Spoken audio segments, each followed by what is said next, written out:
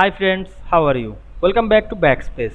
In this helpful Microsoft Word tutorial, we will learn how to preview your document in a black and white before printing.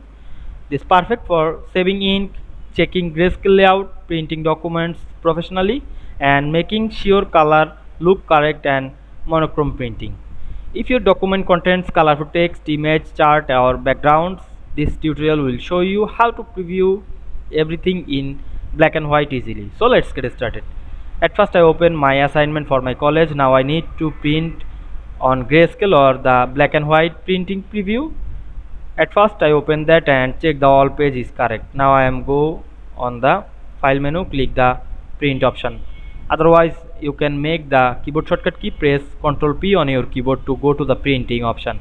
Then here the printing copy, you can print on one copy, two copy, etc. You can choose your printer, and here the properties of printer, and here the advanced. We can see here you can change the layout of the page, and here the printed option you can change another.